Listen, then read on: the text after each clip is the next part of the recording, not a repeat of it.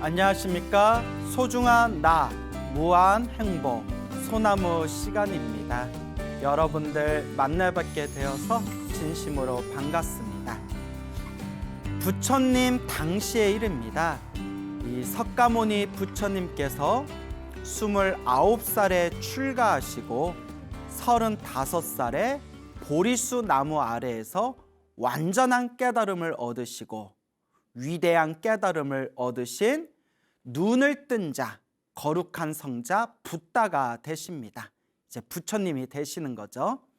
35살에 보리수 나무 아래에서 완전한 깨달음을 얻으신 뒤에 약 한 5년 정도, 2년에서 5년 정도 후에 있었던 아주 그런 큰 사건이었다고 합니다. 자, 어떤 사건이었냐 하면 그 당시에 웨살리라는 큰 도시가 있었다고 합니다. 웨살리. 그리고 이제 산스크리트어로는 바이샤르라고 이제 부르는데요. 이 웨살리라는 그런 크고 아름다운 부유한 도시가 있었다고 합니다. 그 웨살리에는 수많은 사람들과 수많은 부자들과 또 수많은 상인들이 거처하고 그리고 크게 상업이 번성하고 있는 그런 부유하고 화려한 아주 큰 도시였다고 합니다. 근데 이 웨살리에 갑작스럽게 큰 가뭄이 들게 됩니다. 그 가뭄이 점점 길어지다 보니까 이제 그곳에 있는 수많은 식물들이, 곡식들이 말라 죽게 됩니다. 점점 가뭄이 길어지면서 그동안 모아두었던 식량들이 점점 떨어지면서 이제 사람들이 점점 굶어 죽게 됩니다. 이제 가난한 사람들부터 이제 가난해서 먹을 게 없었던 사람들부터 이제 세상을 떠나게 되는 거죠. 수많은 사람들이 죽다 보니까 이제 시체들이, 수많은 이제 송장들이 도시에 그냥 버려지게 됩니다.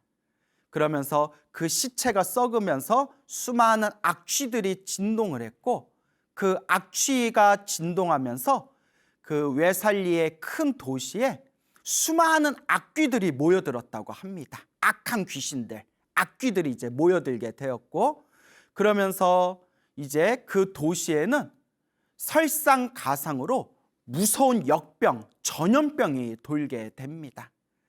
그러니까 그 짧은 시간 동안 그 가뭄 그리고 악귀들 그리고 엄청난 전염병, 이 역병들이 돌면서 웨살리라는 이 아름답고 부유하고 화려한 도시가 완전히 주저앉게 됩니다. 수많은 시민들이 동요하고 수많은 사람들이 공포에 질리게 됩니다. 그래서 이 수많은 시민들이 다음과 같이 왕을 향해서 이야기합니다. 왕이여, 지난 과거에 7명의 왕들이, 과거에 7명의 7대 7대의 왕들이 이 웨살리를 지배했을 때 아무런 일이 일어나지 않았습니다. 그런데 지금 그대가 왕으로 있는 이 시기에 엄청난 가뭄과 그리고 역병과 악귀들이 이 도시에 횡행하고 있습니다. 왕이여, 그대에게 허물이 있는 것이 아닙니까? 라고 시민들이 이제 동요를 일으키고 왕을 향해서 비난을 하게 됩니다. 그래서 왕이 그 광장에, 그 대도시의 광장에 수많은 시민들을 모아놓고 다음과 같이 이야기합니다. 그대들이여, 만약 나에게 조금의 허물이라도 있다면, 나에게 조금의 잘못이라도 있다면 나를 향해서 나의 잘못을, 나의 허물을 지적해 주십시오라고 시민들을 향해서 말을 합니다. 그래서 시민들이 조목조목, 그 웨살리의 주민들이 조목조목 왕의 지금까지 살아왔던 모습에 대해서 하나하나 점검하기 시작합니다. 뭐 요새 말로 하면 이제 청문회 같은 거겠죠. 청문회. 하나하나 왕의 일상에 대해서 그리고 왕의 과거의 행적에 대해서 조목조목 점검하고 검증한 끝에 시민들이 다음과 같이 이야기합니다. 왕이시여 그대에게는 아무런 허물이 없습니다. 왕이시여 왕이여 그대에게 아무런 잘못이 없고 허물이 없다는 것을 우리는 인정하겠습니다. 자, 일단 왕은 아무런 허물이 없다는 것이 시민들에게 인정을 받게 되었지만 그렇다고 해서 가뭄과 악귀와 이 역병이 웨살리라는 도시에서 사라지는 것은 아니었습니다. 수많은 시민들과 이제 수많은 귀족들과 수많은 왕족들과 그 왕과 신하와 대신들이 서로 끊임없이 회의를 하고 서로 의견을 이제 서로가 주고받게 됩니다.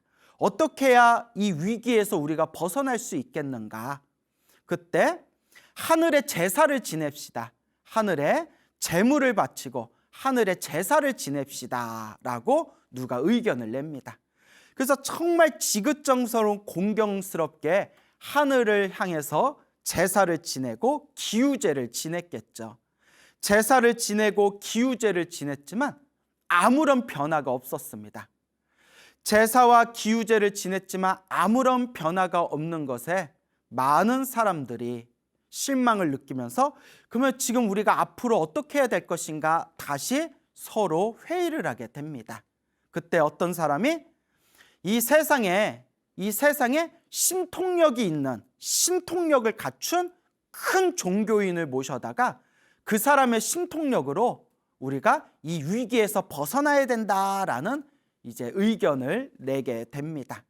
이 이야기를 듣고 수많은 사람들이 그러면 신통력을 갖춘 사람이 누가 있냐? 누구를 모셔올까? 어떤 종교인을 모셔오면 되겠는가? 서로가 서로 또 이제 회의를 하고 있을 때 그때 어떤 사람이 이와 같이 이야기합니다.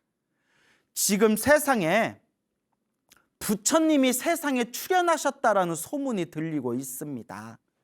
부처님이라는 분이 세상에 출현해서 중생들의 행복과 평화와 평온과 안락을 위해서 위대한 진리를 설법하고 계신다고 합니다.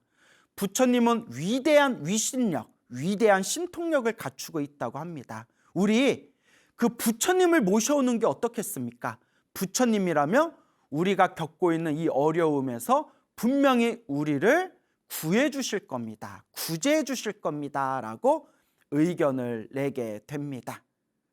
자, 그때 사람들이 옳소 옳소 다 함께 찬성하면서 그러면 지금 부처님이 어디에 계시느냐라고 수소문을 해보니까 지금 석가모니 부처님께서 수많은 비구 스님들과 함께 저 마가다국 왕사성의 빈비사라 왕과 함께 중림정사라는 사원에서 머무르고 계신다라는 것을 알게 됩니다. 자, 부처님을 모셔와야 되는데 지금 부처님께서 빈비사랑 왕에 있는 곳에 그 중림정사에 계시니 빈비사랑 왕에게 먼저 허락을 구해야 된다.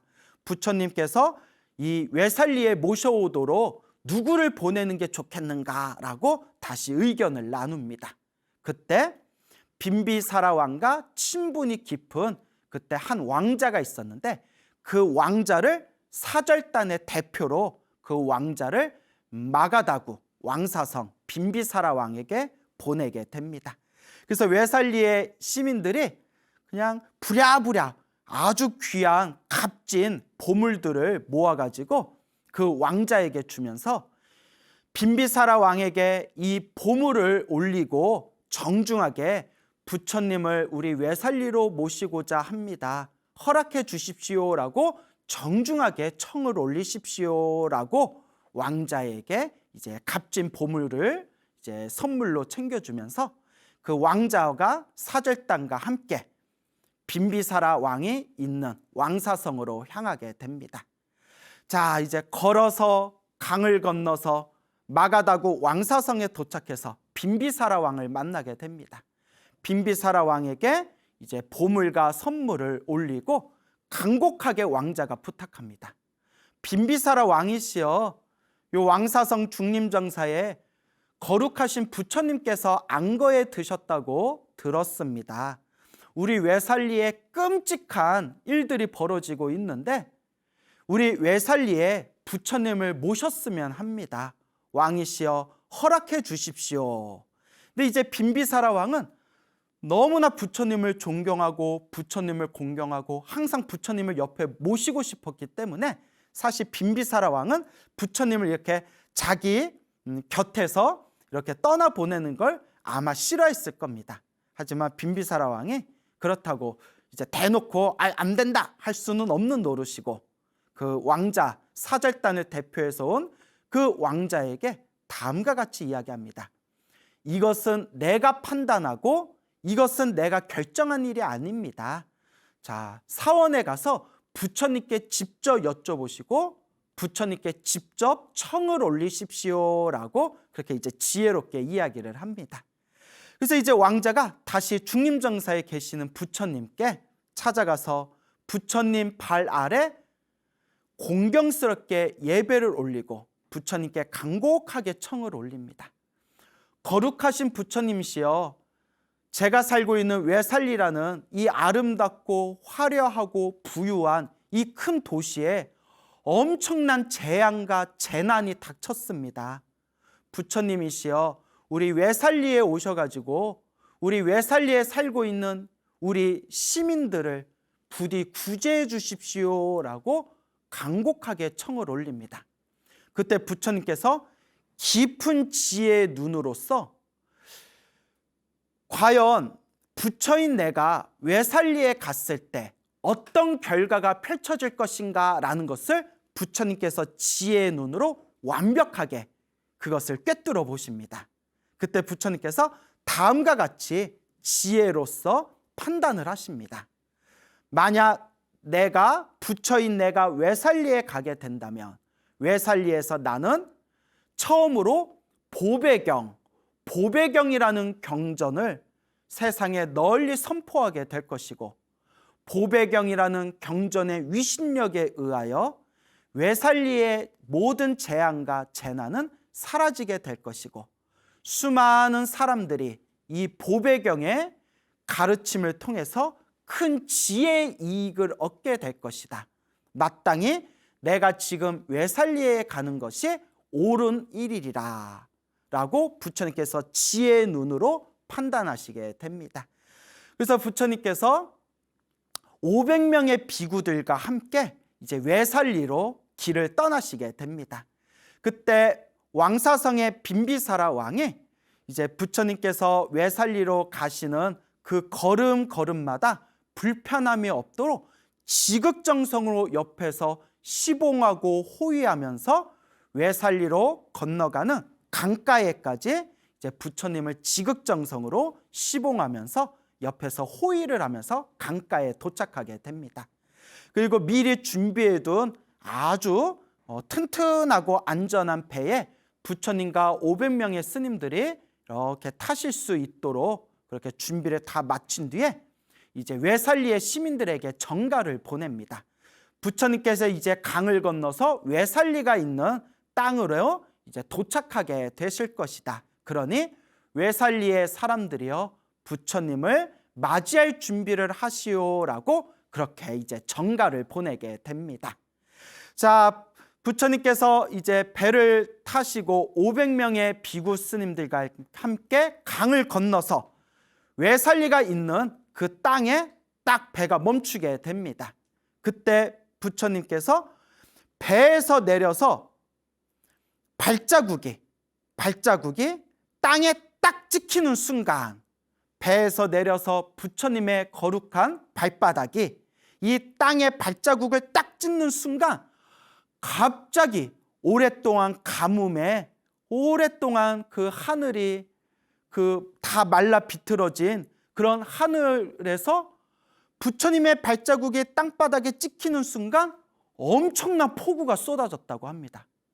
하염없이 폭우가 쏟아지면서 성 안에 있었던 외살리의 대도시에 있었던 수많은 시체와 송장들이 그 폭우에 빗물에 휩쓸려서 거리를 깨끗하게 빗물로써 싹 씻겨 내려가면서 그 도시의 그 골목골목마다 거리마다 시체와 송장들을 깔끔하게 빗물에 의해서 이제 강으로 다 밀어버렸다고 합니다. 자, 이것은 하늘 세계 신인 제석천인 샤카 천왕이 부처님께서 외살리에 이제 오시게 되면서 부처님을 정중하게 맞이하기 위해서 하늘의 신 샤카 천왕이 빗물을 내리게 한 거라고 합니다. 그리고 샤카 천왕이 수많은 천신들과 함께 외살리라는 대도시에 미리 내려와서 부처님을 맞이할 준비를 합니다. 하늘의 위대한 신인 이 샤카 천왕, 하늘의 신 제서천왕이라고도 부르고요, 인드라 신이라고도 불리우는 이 샤카 천왕이 하늘에서 외살리 성으로 내려와서 부처님을 맞이할 준비를 했을 때 하늘의 위대한 신이 외살리에 내려오는 순간 외살리에 있는 수많은 악귀들이 비명을 지르면서 흩어졌다고 합니다. 그래서 우리 불교에서는 우리가 초하루 때마다 신중기도를 올리지 않습니까, 여러분? 불자 여러분들은 다들 알고 계시죠? 신중기도를 올리는 게 바로 이와 같은 의미가 담겨져 있습니다. 하늘에 부처님의 법을 수호하는 수많은 호법선신, 법을 보호하는 착한 신들, 하늘의 신들이 우리 불자들과 우리 불법을, 그리고 이 세상을 보호하고 옹호해 주기를 발언하면서 올리는 기도가 바로 신중기도가 되겠죠. 자, 부처님께서 한 걸음 한 걸음 500명의 비구 스님들과 함께 이제 발자국을 옮기면서 외살리의 성으로, 외살리의 도시로 향하게 됩니다. 외살리에서 마중 나온 수많은 왕족과 귀족과 시민들은 빈비사라 왕이 보였던 그 공경스러운 그 마음과 그 부처님을 향한 정성스러운 마음보다 훨씬 더 지극한 마음으로 부처님을 맞이하고 부처님을 응접하고 부처님과 500명의 스님들이 가시는 길에 어려움이 없도록 최선을 다합니다. 자, 부처님과 500명의 스님들이 천천히 이제 발걸음을 옮겨서 드디어 저녁 때쯤에 외살리 큰 대도시의 성문 앞에 도착하게 됩니다. 그때 석가모니 부처님께서 아난 스님을 부릅니다. 부처님의 10대 제자 중에 부처님의 시자였던 다문제일 아난 스님을 부른 뒤에 부처님께서 직접 지니고 다니는 바루, 바리떼라고 하죠. 바루를 아난 스님에게 주면서 아난 스님에게 다음과 같이 이야기하십니다. 내가 그대에게 보배경이라는 경전을 알려주겠다. 이 부처님의 바루에다가 깨끗한 물을 담고 이 성 안을 골고루 이 성벽을 따라서 돌고 돌면서 이 보배경을 암송하면서 바루 안에 있는 깨끗한 물을 이 사방에 뿌려라 라고 이제 부처님께서 아난 스님에게 당부를 합니다.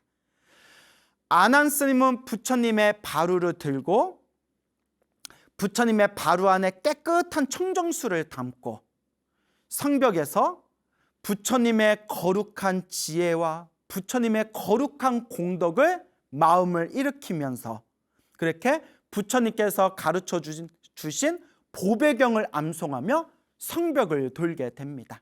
성벽을 따라서 돌고 돌면서 그 긴 걸음을 걸으면서 보배경을 암송하며 바루 안에 있는 그 청정수를 사방에 뿌립니다. 그 청정수가 사방에 뿌리면서 그 물방울이 사방에 허공으로 퍼지면서 그 물방울이 닿는 곳마다 모든 악귀들이 비명을 지르면서 사라지고, 그리고 역병에 걸린 그런 병자들이 그 보배경에 암송하는 그 보배경의 가르침의 소리를 들으면서 그 물방울이 병자의 몸에 닿는 순간 병자들이 병고, 그 질병의 고통에서 벗어나게 되었다고 합니다.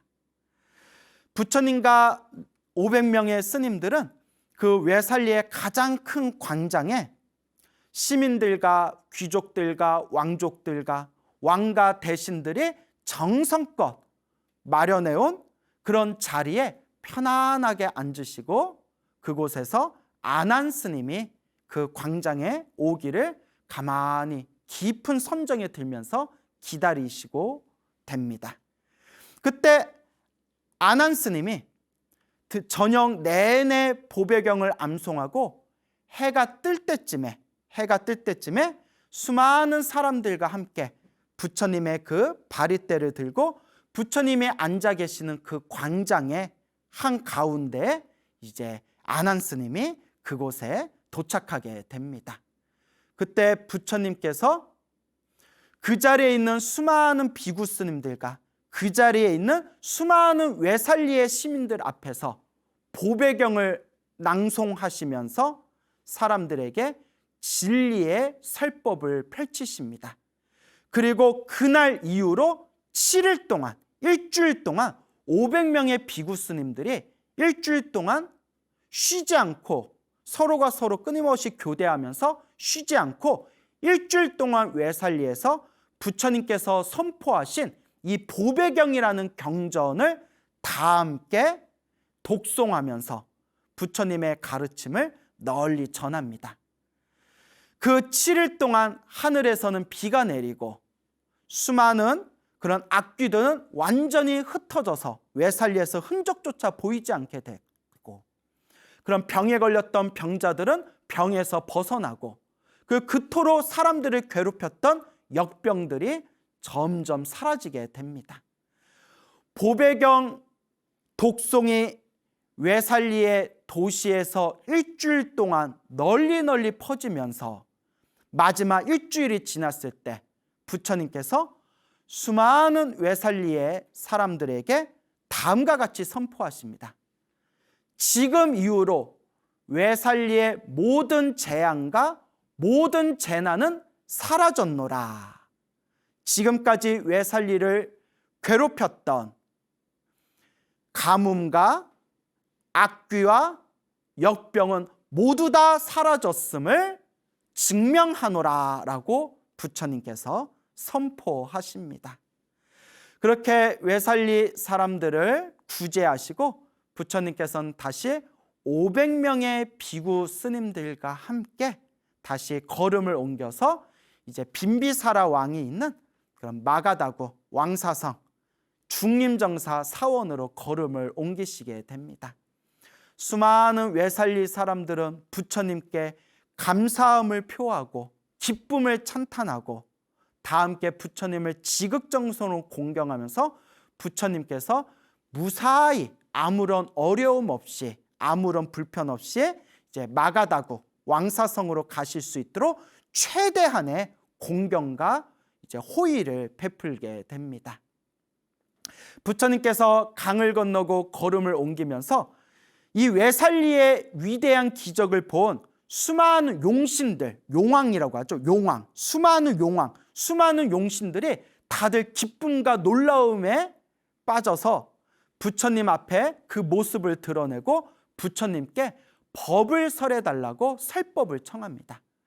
부처님께서 그 수많은 용왕들, 수많은 용신들에게 진리의 법을 설하시고 이 용왕들은 모두 다 기쁨에 가득 차서 부처님을 수위 찬탄하고 부처님께 이제 공경 예배 올리고 부처님을 향해서 수많은 아름다운 공양을 올리게 됩니다.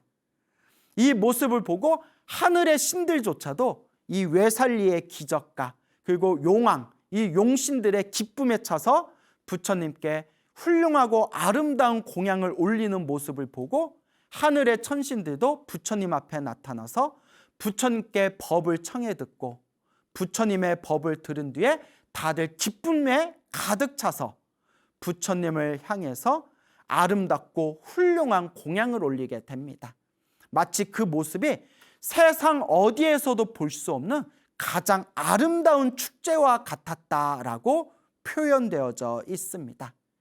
이와 같이 외살리에 있는 수많은 사람들과 그리고 물속에서 모습을 드러낸 수많은 용왕들과 그리고 하늘 세계에 있는 천신들의 수많은 그런 공양과 그런 아름다운 훌륭한 그런 보시를 받으신 부처님의 모습을 보면서 그 자리에 있는 500명의 비구 스님들은 다 함께 엄청난 희열과 기쁨과 환희를 느꼈다고 합니다.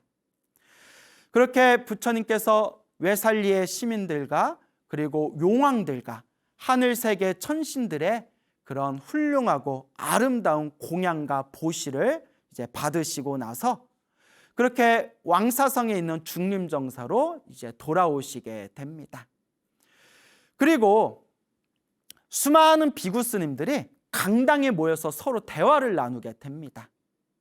부처님의 그 거룩한 모습, 그리고 하늘 세계 천신들과 물속에서 살고 있는 수많은 용왕들과 그리고 웨살리에 있는 수많은 사람들이 부처님께 지극정성으로 공경하고 예배 올리고 훌륭한 공양을 올리는 그 모습을 다 함께 찬탄하면서 비구스님들이 이것은 온전히 석가모니 부처님, 우리 스승님, 우리 부처님의 신통력의 힘이다.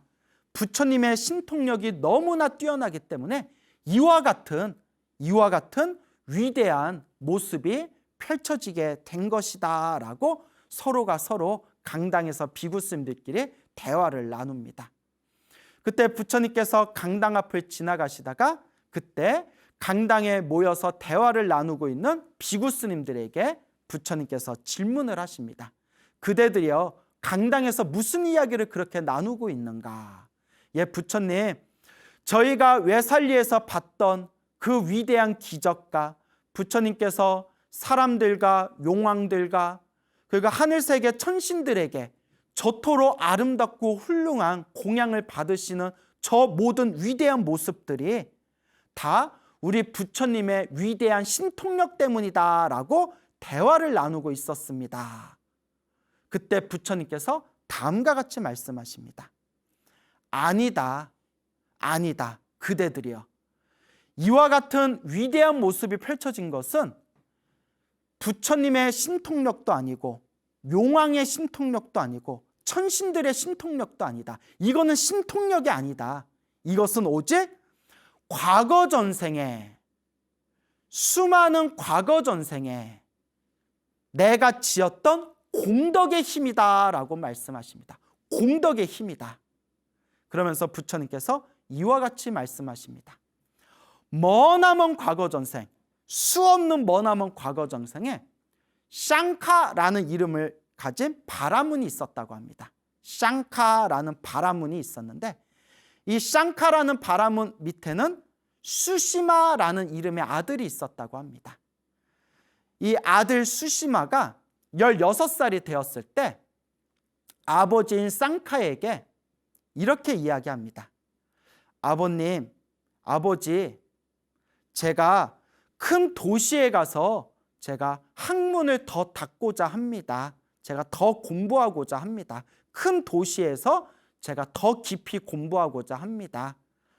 아버지의 허락을 받고 수시마는 큰 도시에 들어가서 그곳에서 훌륭한 스승님을 만나서 그곳에서 이제 경전을 공부하게 됩니다. 워낙 총명해서 그 경전의 가르침을 처음, 중간, 끝에까지 모두 다 암송할 수가 있었다고 합니다.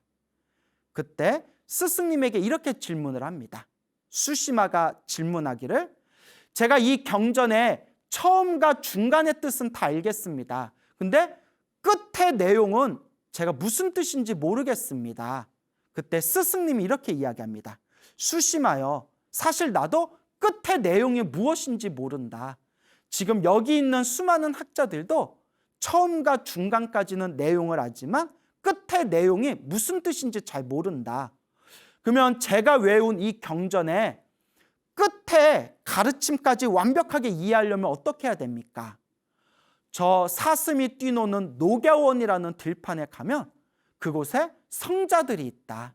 그 성자들에게 가르침을 받으면 네가 그 마지막 내용까지 이해할 수 있을 것이다.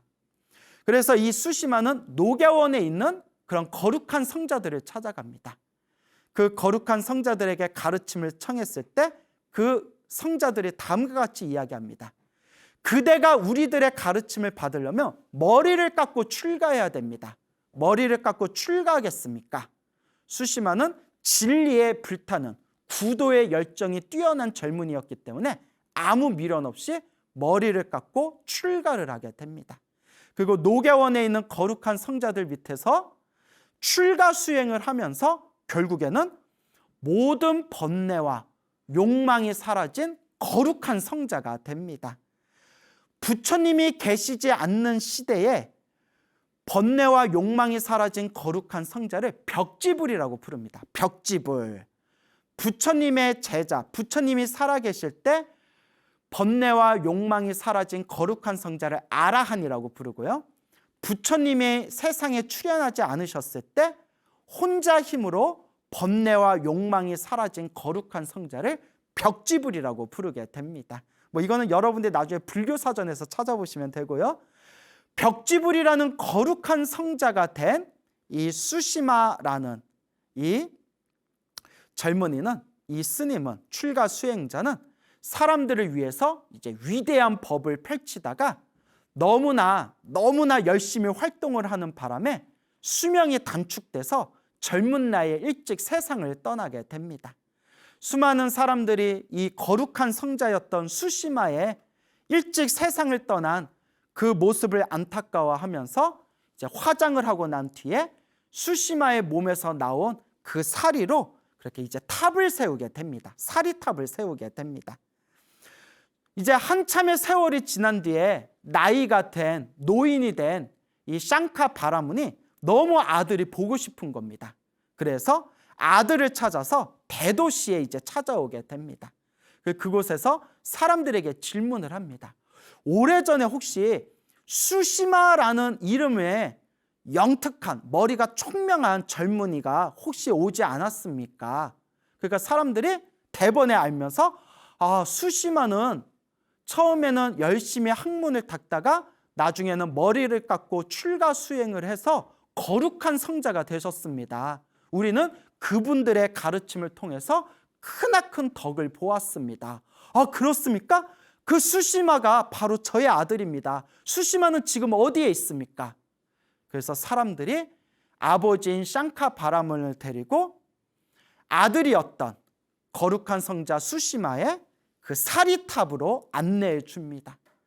아들의 사리탑을 보면서 아들이 죽었다는 걸 알고 이 샹카 바라문이 그 자리에서 대성통곡을 하면서 땅바닥을 대굴대굴 굴렀다고 합니다. 아들을 잃은, 자식을 잃은 부모의 마음이 얼마나 찢어졌겠습니까? 하지만 이내 스스로 냉정을 되찾은 뒤에 샹카 바라문은 이렇게 생각합니다.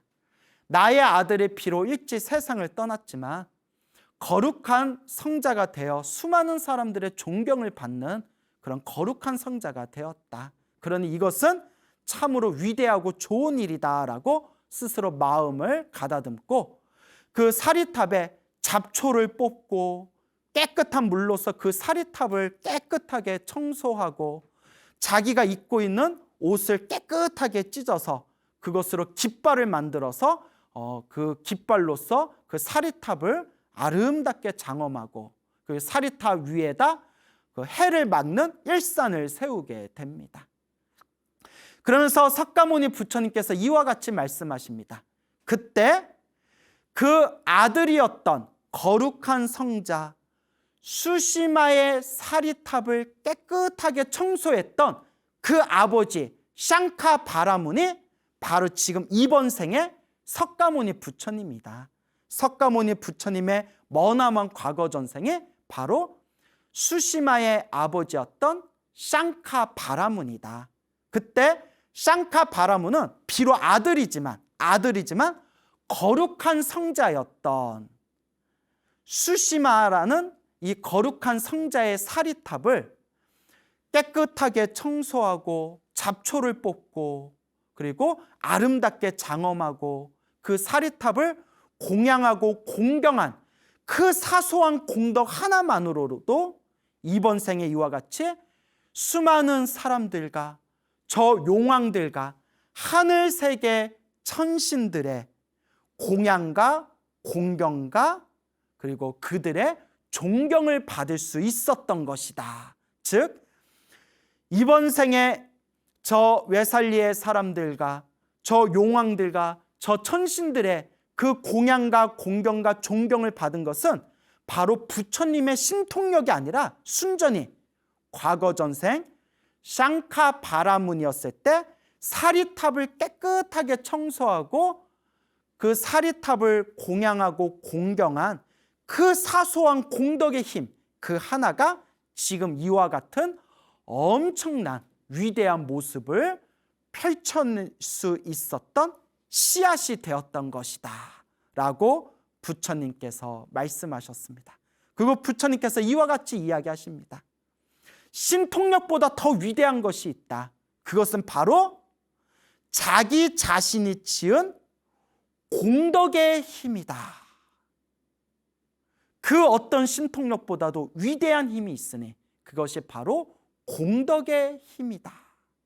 그래서 우리 소나무에서 항상 여러분들한테 부처님의 말씀 그대로 항상 여러분들한테 늘 강조하지 않습니까? 복을 지으십시오. 선업을 지으십시오. 공덕을 쌓으십시오. 세상에 우매한 사람들은 신통력을 대단하게 여기고 그 신통력을 얻고 싶어하고 신통의 힘이 있는 사람들에게 홀딱 빠지지만 불법은 절대 그렇지 않습니다. 부처님 가르침은 절대 그렇지 않습니다.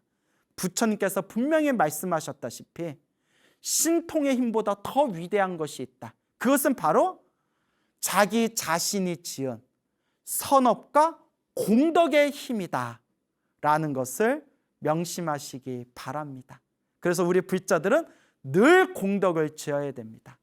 늘 복과 선업과 공덕을 지어야 합니다. 마지막으로 여러분들에게 부처님께서 외살리의 기적을 일으켰던 위대한 힘이 갖춘, 위대한 가르침을 갖춘 이 보배경을 여러분들에게 낭송해 드리도록 하겠습니다. 보배경. 모든 살아있는 것들이여 지상에 사는 것이건 공중에 사는 것이건 다들 기뻐하라. 그리고 마음을 가다듬고 내 말을 들으라. 모든 살아있는 것들이여 귀를 기울이라. 밤낮으로 재물을 바치는 사람들에게 자비를 베풀어라. 함부로 대하지 말고 그들을 지키라. 이 세상과 저 세상에 그 어떤 부라 할지라도 천상에 뛰어난 보배라 할지라도 우리들의 완전한 스승에게 견줄 만한 것은 없다. 이 뛰어난 보배는 눈뜬 사람 안에 있다. 이 진리에 의해서 행복하라. 마음의 통일을 얻은 스승은 번뇌와 욕망과 죽음이 없는 경지에 도달한다. 그 이치와 견줄 만한 것은 아무것도 없다. 이 뛰어난 보배는 그 이치 속에 있다. 이 진리에 의해서 행복하라. 가장 뛰어난 부처가 찬탄에 맞지 않는 맑고 고요한 마음의 안정을 사람들은 빈틈없는 마음의 안정이라고 한다. 이 마음의 안정과 견줄 만한 것은 아무것도 없다. 이 뛰어난 보배는 그 이치 속에 있다. 이 진리에 의해서 행복하라. 착한 사람들이 칭찬하는 8 지위를 가진 사람은 이러한 내 쌍의 사람이다. 그들은 행복한 사람, 부처님의 제자이며 베품을 받을 만한 사람들이다. 그들에게 베푼 사람은 커다란 열매를 얻는다. 이 뛰어난 보배는 승단 안에 있다. 이 진리에 의해서 행복하라. 고타마의 가르침에 따라 굳은 결심으로 부지런히 일하고 욕심을 버리면 죽음이 없는 곳에 들어가고 도달해야 할 경지에 이르며 평안의 즐거움을 누리게 된다. 이 뛰어난 보배는 승단 안에 있다. 이 진리에 의해서 행복하라. 성문 밖에 선 기둥이 땅속에 깊이 박혀 있으면 거세게 불어오는 바람에도 흔들리지 않는 것처럼 성스러운 진리를 관찰하는 착한 사람은 이와 같다고 나는 말한다. 이 뛰어난 보배는 승단 안에 있다. 이 진리에 의해서 행복하라. 깊은 지혜를 가진 사람이 말씀하신 거룩한 진리를 분명하게 아는 사람들은 어떤 커다란 잘못에 빠지는 일이 있다 할지라도 8번째 생존을 받지는 않는다. 이 뛰어난 보배는 승단 안에 있다. 이 진리에 의해서 행복하라.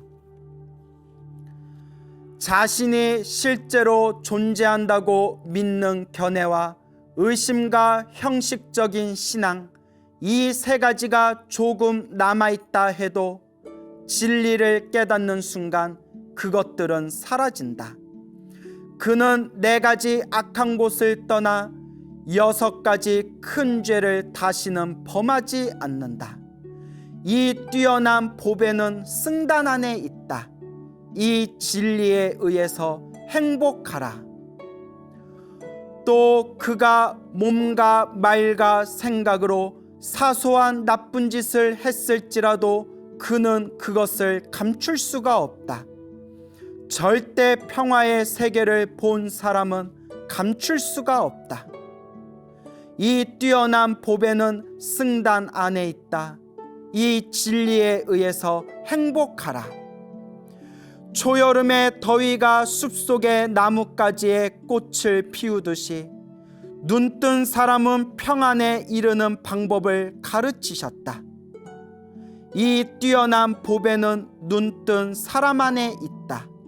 이 진리에 의해서 행복하라. 뛰어난 것을 알고 뛰어난 것을 주고 뛰어난 것을 가져오는 위없는 이가 으뜸가는 진리를 설했다. 이 뛰어난 보배는 눈뜬 사람 안에 있다. 이 진리에 의해서 행복하라. 묵은 업은 이미 다했고 새로운 업은 이제 생기지 않는다. 그 마음은 미래의 생존에 집착하지 않고 집착의 싹을 없애고 그 성장을 원치 않는 현자들은 등불처럼 꺼져 열반에 든다. 이 뛰어난 보배는 승단 안에 있다. 이 진리에 의해서 행복하라. 모든 살아있는 것들이여 지상에 사는 것이건 공중에 사는 것이건 신과 인간이 다같이 섬기는 완성된 눈뜬 사람에게 예배하자. 행복하라.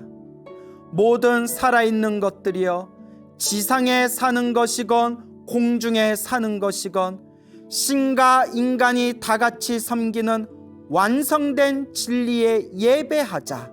행복하라.